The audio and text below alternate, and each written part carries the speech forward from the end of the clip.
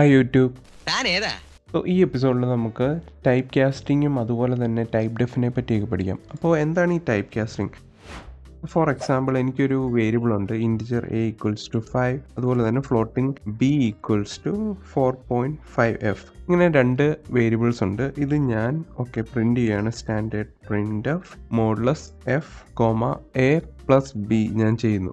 ഇത് ഞാൻ പ്രിന്റ് ചെയ്യുന്നു. ഇനി ഇത് ഞാൻ റൺ ചെയ്താലോ നമുക്ക് ഔട്ട്പുട്ട് അറിയാം. 4.5 പ്ലസ് 5 ചെയ്യും എന്ന് പറയുമ്പോൾ എത്രയാ? 9.5. പക്ഷെ ഇവിടെ നോക്കിയേ, ഇത് രണ്ടും ഡിഫറെൻറ്റ് ടൈപ്സ് അല്ലേ? ഒരെണ്ണം ഇൻറ്റിജർ ടൈപ്പും ഇത് ഫ്ലോട്ടിംഗ് ടൈപ്പും. എന്നിട്ട് ഇത് രണ്ടും നമ്മൾ ആഡ് ചെയ്യുകയാണ്. അപ്പോൾ 4.5 പ്ലസ് 5. പക്ഷേ ഇൻറ്റിജർ ഒരിക്കലും ഫ്ലോട്ടിംഗ് ആവില്ലല്ലോ. അപ്പോൾ ഇതെങ്ങനെയാണ് തമ്മിൽ ആഡ് ആയത്? അപ്പോൾ അതെങ്ങനെയാണെന്ന് വെച്ചാൽ ഇവിടെ ഇംപ്ലിസിറ്റ് കൺവേർഷൻ എന്ന് നടക്കുന്നുണ്ട്. അതായത് രണ്ട് തരം കൺവേർഷൻ ഉണ്ട്, ഇംപ്ലിസിറ്റ് കൺവേർഷനും എക്സ്പ്ലിസിറ്റ് കൺവേർഷനും. അതെങ്ങനെയാണെന്ന് വെച്ചാൽ നമ്മുടെ ടൈപ്പ്, ഈ ഇൻറ്റിജർ എന്നുള്ള ടൈപ്പ് ഫ്ലോട്ടിംഗ് പോയിന്റിലേക്ക് കൺവേർട്ട് ആകും. അതായത് ഇവിടെ നമുക്ക് ഫ്ലോട്ട് ബി ആണല്ലോ, അപ്പോൾ ഈ ഇൻറ്റിജർ C++ തന്നെ ഇംപ്ലിസിറ്റ്ലി കൺവേർട്ട് ആക്കും. അതായത് ഇന്റേണലി നടക്കുന്ന ഒരു കൺവേർഷനാണ്. അപ്പോൾ നമുക്കത് എറർ ഒന്നും ത്രോ ചെയ്യില്ല, ഡയറക്ട്ലി ആ ഇൻറ്റിജറിനെ ഒരു ഫ്ലോട്ടിംഗ് പോയിന്റ് ആയിട്ട് കൺവേർട്ട് ചെയ്തിട്ടാണ് ഇത് ആഡ് ആവുന്നത്. അപ്പോൾ ഈ 5 എന്നുള്ളത് 5.0f എന്ന് എഴുതുന്നതിന് തുല്യം പോലെയാവും. അങ്ങനെ ഇന്റേണലി C++ കൺവേർട്ട് ചെയ്തിട്ട് ആണ് ആഡ് ആവുന്നത്. അപ്പം നമ്മളിനി ഫോർ എക്സാമ്പിൾ ഇവിടെ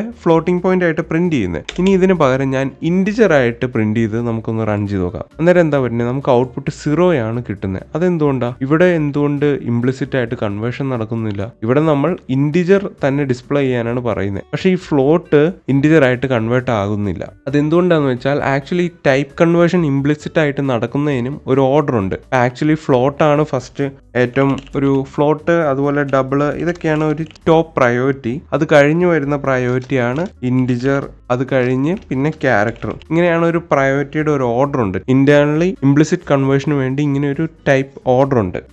അപ്പോൾ നമുക്കറിയാം ഇൻറ്റിജർ ഫ്ലോട്ട് ആകും, പക്ഷെ ഫ്ലോട്ട് തിരിച്ച് ഇൻറ്റിജർ ആകൂല. അപ്പോൾ അത് തിരിച്ച് പക്ഷെ അങ്ങനെ നമുക്ക് ആക്കാൻ വേണ്ടിയാണ് എക്സ്പ്ലിസിറ്റ് കൺവേർഷൻ ഉള്ളത്. അതായത് നമ്മൾ എക്സ്പ്ലിസിറ്റ് ആയിട്ട് പ്രോഗ്രാമിനോട് പറയും, എനിക്കിത് ഇൻറ്റിജർ ടൈപ്പിലേക്ക് കൺവേർട്ട് ചെയ്യണം. അപ്പോൾ ഞാൻ ഈ ഫ്ലോട്ടിംഗ് ബി എന്നുള്ളത് ഞാൻ ഇൻറ്റിജറിലേക്ക് ഇവിടെ കൺവേർട്ട് ചെയ്യുന്നു. അപ്പോൾ ഞാൻ എങ്ങനെയാണ് ചെയ്യണമെന്ന് വെച്ചാൽ, പാരന്തസിസിനകത്ത് നമ്മുടെ ഏത് ടൈപ്പ് ആണോ വേണ്ടത് ആ ലോവസ്റ്റ് ഓർഡർ, ഞാനിവിടെ ഒരു ഓർഡർ എഴുതി കാണിച്ചല്ലോ, അപ്പോൾ ആ ലോവസ്റ്റ് ഓർഡറിന്റെ ടൈപ്പ് കൊടുക്കുക. അപ്പോൾ ഇവിടെ ഞാൻ ഇൻറ്റിജർ കൊടുത്തു. ഇത് റൺ ചെയ്തപ്പോൾ നോക്കി നമുക്കിപ്പോൾ ഔട്ട്പുട്ട് 9 ആയി. അപ്പോൾ എന്താ പറ്റിയെന്ന് വെച്ചാൽ, ഇപ്പോൾ ഈ ബി ഫ്ലോട്ടിംഗ് പോയിന്റ് 4.5 ആണല്ലോ, അപ്പോൾ ബിന്റെ ആ ഡെസിമൽ പ്ലേസ് മാത്രം എടുക്കും, അത് കൺവേർട്ട് ആക്കി ഇൻറ്റിജർ ആക്കും. അപ്പോൾ ഇവിടെ 4 ആണ്, അപ്പോൾ ഇത് 4.5 എന്നുള്ളത് 4 ആക്കി ഇവിടെ ഔട്ട്പുട്ട് വരും. അപ്പോൾ 4 + 5 നമുക്ക് ഔട്ട്പുട്ട് 9 കിട്ടും. അപ്പോൾ അങ്ങനെയാണ് എക്സ്പ്ലിസിറ്റ് ആയിട്ട് കൺവേർട്ട് ചെയ്യണം ഈ ഒരു ഫോർമാറ്റ്. അപ്പോൾ ഇങ്ങനെ ഈ ടൈപ്പ് കൺവേർഷൻ ചെയ്യുന്നതിന് പറയുന്നതാണ് ടൈപ്പ് കാസ്റ്റിംഗ്. ഇത് C സ്റ്റൈൽ ടൈപ്പ് കാസ്റ്റിംഗ് ആണ്. അതായത് പാരന്തസിസിനകത്ത് നമ്മൾ ഡാറ്റ ടൈപ്പ് സ്പെസിഫൈ ചെയ്ത് കൺവേർട്ട് ചെയ്യുന്ന ഫോർമാറ്റിനാണ് C സ്റ്റൈൽ ടൈപ്പ് കാസ്റ്റിംഗ് എന്ന് പറഞ്ഞത്. അതായത്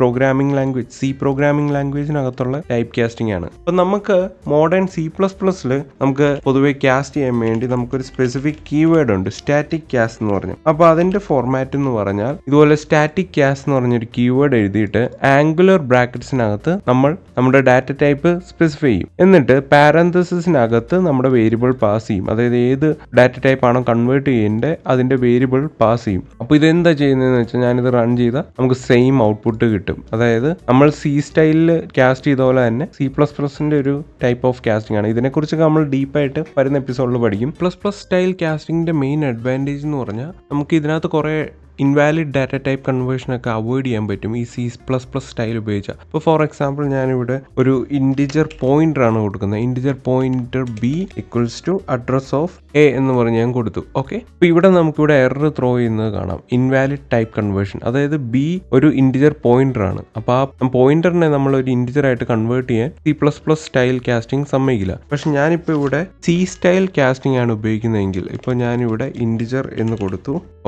ഇനി ഞാനിത് റൺ ചെയ്താലോ, നമുക്കിവിടെ ഒരു ഔട്ട്പുട്ട് കിട്ടി. ഇതെങ്ങനെ ഔട്ട്പുട്ട് വന്നതെന്ന് വെച്ചാൽ, നമ്മുടെ എന്റെ വാല്യൂ 5 പ്ലസ് ഈ ഇൻറ്റിജർ പോയിന്ററിൽ എന്താണ് വാല്യൂ ഉള്ളത്?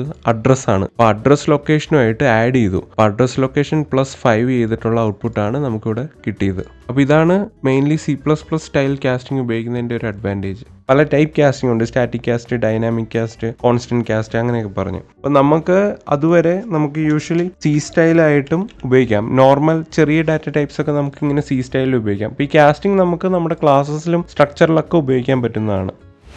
ഇനി നമുക്ക് അടുത്ത ഒരു ടൈപ്പിൻ്റെ വേറൊരു കീവേഡാണ് ടൈപ്പ് ഡെഫ് എന്ന് പറഞ്ഞ കീവേഡ്. ടൈപ്പ് ഡെഫ് നമ്മുടെ ഡാറ്റ ടൈപ്പ് സ്പെസിഫൈ ചെയ്യുക. ഇപ്പോൾ ഫോർ എക്സാമ്പിൾ ഞാൻ ഇൻറ്റ് എന്ന് പറഞ്ഞ ഡാറ്റ ടൈപ്പ് സ്പെസിഫൈ ചെയ്തു. ടൈപ്പ് ഡെഫ് എന്തിനു ഉപയോഗിക്കുന്നതെന്ന് വെച്ചാൽ നമ്മുടെ ഓൾറെഡി സ്പെസിഫൈഡ് ആയിട്ടുള്ള ഡാറ്റ ടൈപ്പിന് വേറൊരു പുതിയ നെയിം കൊടുക്കുന്നു, അത്രയേ ഉള്ളൂ. ജസ്റ്റ് ഒരു റീനെയിമിംഗ് മാത്രം. ഞാനിവിടെ ഒരു പുതിയ നെയിം കൊടുത്തു, ഈ ഇൻറ്റിന് ഇൻറ്റിജർ എന്ന് പറഞ്ഞ നെയിം കൊടുത്തു. അപ്പോൾ എനിക്കിനി int a = 5 എന്ന് എഴുതുന്നതിന് പകരം എനിക്കിപ്പോൾ ഇൻറ്റിജർ b = 6 ഇങ്ങനെയൊക്കെ ഡയറക്റ്റ്ലി എഴുതാം. ഇനി ഞാനിതിപ്പോൾ പ്രിന്റ് ചെയ്താൽ ഇത് സാധാ ഇൻറ്റിജർ തന്നെയാണ്, പക്ഷെ ഞാൻ ഇത് റീനെയിം ചെയ്ത് ഇൻറ്റിജർ എന്നാക്കി. ഇപ്പം ഞാൻ b പ്രിന്റ് ചെയ്തപ്പോൾ C ഔട്ട്പുട്ട് കിട്ടി. അപ്പോൾ അതുപോലെ തന്നെ നമുക്ക് ഇപ്പം എന്താ പറയുക, അൺസൈൻഡ് ഇൻറ്റ്, അതുപോലെ അൺസൈൻഡ് ഫ്ലോട്ട്, അങ്ങനെയൊക്കെ സ്പെസിഫൈ ചെയ്യാൻ പറ്റും. അൺസൈൻഡ് ഫ്ലോട്ട്, എന്നിട്ട് നമുക്കിവിടെ ഇഷ്ടമുള്ള നെയിം കൊടുക്കാം, ഇഷ്ടമുള്ള രീതിയിൽ കൊടുക്കാം. അപ്പം ഞാനിവിടെ ഫ്ലോട്ട് എന്ന് സ്പെസിഫൈ ചെയ്ത് നമുക്കിവിടെ ഫ്ലോട്ട് ആയിട്ടും കൊടുക്കാം.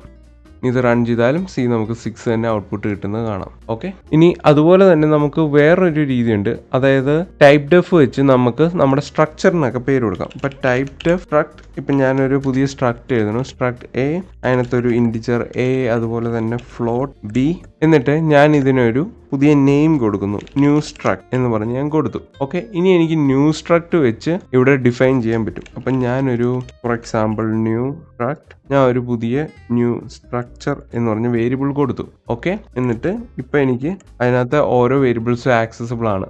a = 6, അതുപോലെ തന്നെ new struct b = 7.f. Okay, ഇങ്ങനെ കൊടുത്തു. എന്നിട്ട് എനിക്കിവിടെ ന്യൂ സ്ട്രക്ട് പ്രിന്റ് ചെയ്യാനും പറ്റും, ന്യൂ സ്ട്രക്ട് .b. ഞാനിത് റൺ ചെയ്താൽ നമുക്കിവിടെ ഔട്ട്പുട്ട് കാണാം, 7 എന്ന് പ്രിന്റ് ആയി വന്നത് കാണാം. അപ്പോൾ ഇങ്ങനെയും ടൈപ്പ് ഡെഫ് ഉപയോഗിക്കാം. അപ്പോൾ ടൈപ്പ് ഡെഫ് യൂഷ്വലി ജസ്റ്റ് നമ്മുടെ ഡാറ്റ ടൈപ്പ് റീനെയിം ചെയ്യാൻ മാത്രം ഉപയോഗിക്കുന്നതാണ്. അപ്പോൾ C++-നകത്ത് തന്നെ ആക്ച്വലി ഇൻബിൽട്ട് ആയിട്ട് ടൈപ്പ് ഡെഫ് ഉപയോഗിച്ചിട്ടുള്ള കുറച്ച് കീവേഡ്സ് ഉണ്ട്. അപ്പോൾ അതെന്തൊക്കെയാണെന്ന് നമുക്കിനി നോക്കാം. അതായത് ഫസ്റ്റ് തന്നെ int32_t എന്ന് പറഞ്ഞ ഒരു കീവേഡ് ഉണ്ട്. അപ്പോൾ ഇതെന്താ ചെയ്യുന്നതെന്ന് വെച്ചാൽ സാധാ നമ്മുടെ ഇൻറ്റിജർ തന്നെയാണ്. ഇപ്പം ഞാൻ ഈ int32-ൽ ഹോവർ ചെയ്താൽ നമുക്കിവിടെ കാണാം ടൈപ്പ് ഡെഫ് ഇൻറ്റ്, അതിനെയാണ് int32_t എന്ന് പറഞ്ഞ് റീനെയിം ചെയ്തേക്കണേ. നമുക്കിത് ഹോവർ ചെയ്താൽ കാണാൻ പറ്റും. ഓക്കെ, വിഷ്വൽ സ്റ്റുഡിയോനകത്ത് നമ്മുടെ ലെഫ്റ്റ് കൺട്രോൾ നോക്കിയിട്ട് നമ്മൾ ഈ ടൈപ്പിനകത്ത് ക്ലിക്ക് ചെയ്താൽ നമുക്ക് ആ ടൈപ്പ് ഡിഫൈൻ ചെയ്തേക്കണ ഹെഡർ ഫയലിലേക്ക് പോകാൻ പറ്റും. ഇപ്പോൾ ഇവിടെ സ്റ്റാൻഡേർഡ് ഇൻറ്റിജർ.h, അതിനകത്താണ് ഇവിടെ ഇത് ടൈപ്സ് ഡിഫൈൻ ചെയ്തതാണ്. ഇപ്പോൾ ഇവിടെ നമുക്ക് കാണാം എന്തോരം ടൈപ്പ് ഡെഫാണ് ഡിഫൈൻ ചെയ്തേക്കണമെന്ന് നോക്കിയാൽ. അപ്പോൾ ഇത് എന്തുകൊണ്ടാണ് ഇങ്ങനെ ടൈപ്പ് ഡിഫൈൻ ചെയ്തതിൻ്റെ കാരണം എന്ന് വെച്ചാൽ നമ്മൾ യൂഷ്വലി ഇൻറ്റിജർ എന്നൊക്കെ എഴുതുമ്പോൾ നമുക്ക് അതിനകത്ത് എത്ര ബൈറ്റ് ഉണ്ടെന്ന് ഇതിനകത്ത് സ്പെസിഫൈ ചെയ്യാൻ പറ്റും. ഇവിടെ 32 എന്ന് മെൻഷൻ ചെയ്തുകൊണ്ട് നമുക്കറിയാം 32 ബിറ്റ്സ് ആണോ ഉള്ളത്, അതായത് 4 ബൈറ്റ് നമ്മുടെ നോർമൽ ഇൻറ്റിജറിൻ്റെ ടൈപ്പ്. പക്ഷേ നമുക്കിപ്പോൾ ഫോർ എക്സാമ്പിൾ 8 ബിറ്റ് മാത്രം ഉള്ള ഒരു ചെറിയ നമ്പർ, ജസ്റ്റ് ചെറിയ നമ്പർ മാത്രം സ്റ്റോർ ചെയ്യേണ്ട ആവശ്യം മാത്രം ഉള്ളെങ്കിൽ നമുക്ക് 32 ബിറ്റുള്ള ഇൻറ്റിജർ ഉപയോഗിക്കേണ്ട, പകരം ജസ്റ്റ് ഒരു 8 ബിറ്റ് മാത്രം മതിയായിരിക്കും. അപ്പോൾ നമുക്ക് ഇങ്ങനെ int 8:t എന്ന് പറഞ്ഞാൽ നമുക്ക് സ്പെസിഫൈ ചെയ്യാൻ പറ്റും. ഇപ്പം എനിക്കിവിടെ 6 സ്റ്റോർ ചെയ്താൽ മതി. അപ്പം അതിന് എനിക്ക് ആക്ച്വലി int 8:t ഉപയോഗിച്ചാൽ മതി. ഓക്കെ, ഞാൻ ഇത് പ്രിന്റ് ചെയ്താൽ സ്റ്റാൻഡേർഡ് printf (t, j) എന്ന് സ്പെസിഫൈ ചെയ്തു. ഓക്കെ, ഞാൻ ഇത് റൺ ചെയ്തു.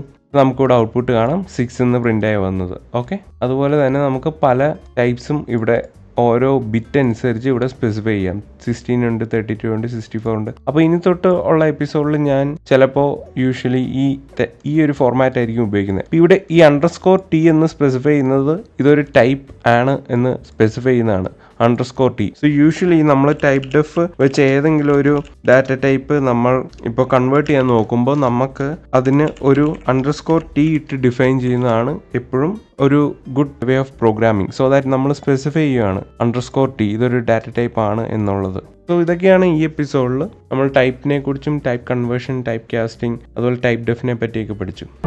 പോവാൻ വരട്ടെ, ചിലപ്പോൾ ഓട്ടം കിട്ടാൻ സാധ്യതയുണ്ട്.